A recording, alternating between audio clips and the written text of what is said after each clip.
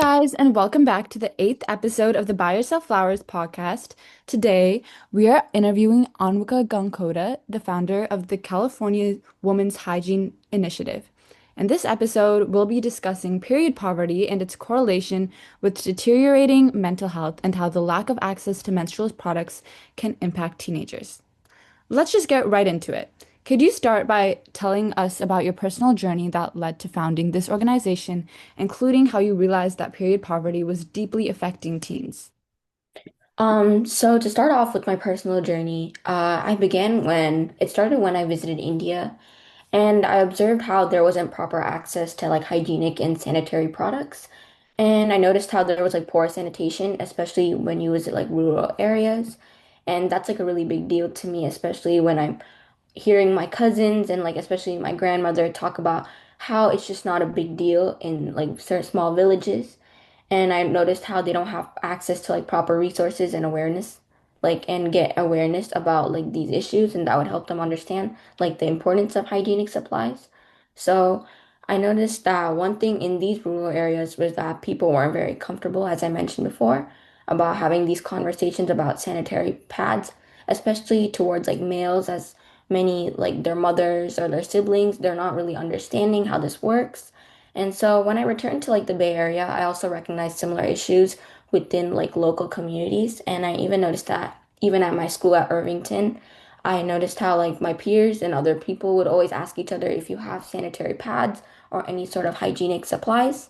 And that's when I began to research, and I noticed how many schools don't have like these facilities in like their restrooms, how they don't supply sanitary pads such as like tampons, and then that's when I noticed how this is like a really big issue that needs to be addressed, especially in like the place I'm from, like Fremont, and many other places like San Jose, and even across the Bay Area, that many community centers and schools don't really prioritize this, and it makes students really uncomfortable to really go and like ask their teachers. I personally have never seen that.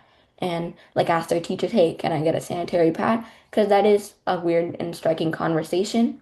So, as I began to research about this and communicate with my family and friends, they also encouraged me to really start like California Women's Hygiene Initiative, and that's where it all started. Yeah. Thank you so much. I think that's such a, that's such a necessary thing that we need to do as women. And I think this is a really amazing initiative that you started.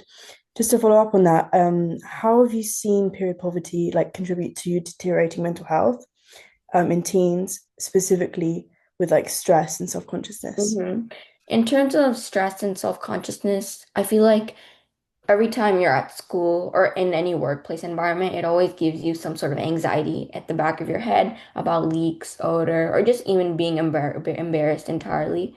So I feel like it makes you very distracted in terms of being engaged in your workplace, school, or whatever it is entirely. And I feel like that definitely does pull on teens, especially when you're trying to attend class and be really active in whatever work or subject you're doing.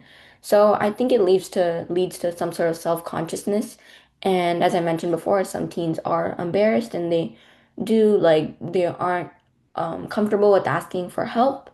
And it's not just in school. I just think that even outside when you're with your friends or you're hanging out with any sort of like other peers, I think that that's definitely something at the back of their head. So that's something we definitely don't want to like instill in people. So yeah. Yeah, definitely.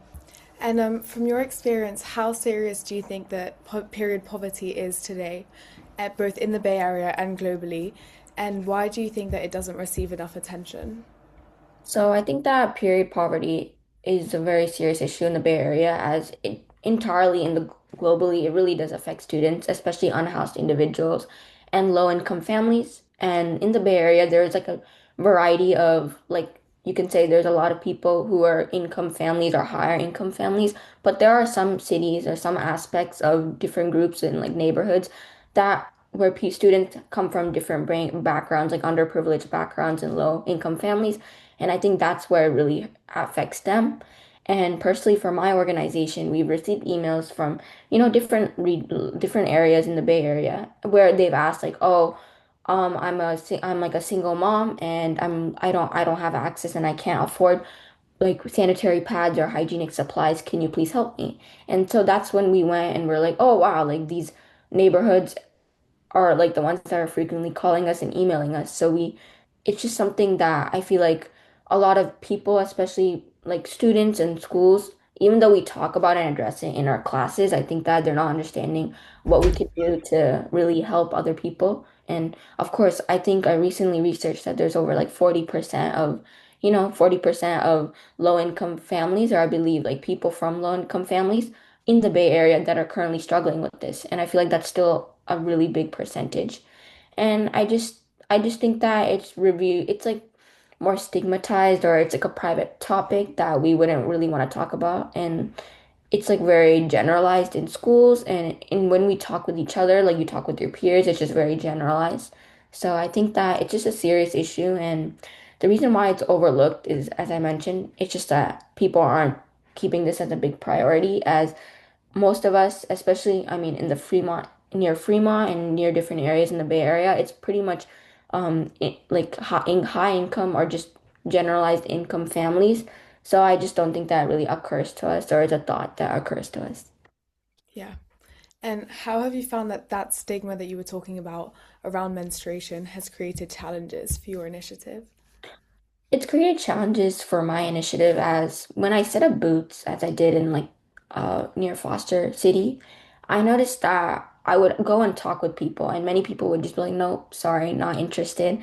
And I noticed that I made it very clear. I write bo like there's a clear board saying like what our cause is and what our initiative is about, and that's when it makes people hesitant to talk openly about this and just to ask for support. So that really a lot like shows how people are like addressing this issue, and their priorities towards this.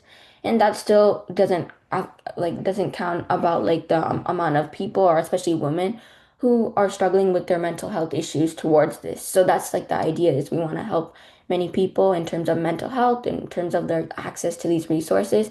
And I think that's just a really like a hard aspect and a difficult part to really encourage people to understand our initiative. And it can also limit to like donations, maybe partnerships, or even conversations about menstrual health. And also at the same time, I feel like our like mission is to really try normalizing discussions about menstruation and to really work towards ending period poverty. So I feel like our like this organization entirely is just to work on like education, outreach, and like to focus on like making sure that our cause, and of course understanding the mental health aspect to it, is more visible to people, especially in the Bay Area, and hopefully one day across like California, if that's possible as well, to break the silence and like to reduce like the embarrassment or like shame on this topic. Yeah. Yeah. Just a follow-up question, but like what activities does your organization do to reduce that stigma and to make people more comfortable about talking Mhm. about these topics? So at the beginning of our when we started this, which was about a year ago, we just did a small neighborhood sanitary pad drive. And what I would do is my team and I would just go, and you'd call people and be like, "Hey, like, are you interested in this? What our initiative is about, what our cause is, and like how our goal is to, what we do is that we'd receive all these funds, and we'd tell them that we'd give it to unhoused shelters and maybe different clinics. And as of now, we gave it to like the Abode Services, like Sunrise Emergency Shelter, which houses unhoused individuals. And I talk with them, and when you understand their perspective, it really highlights the situation. For example, they have over 200, maybe more than that, in just one center, 300 people.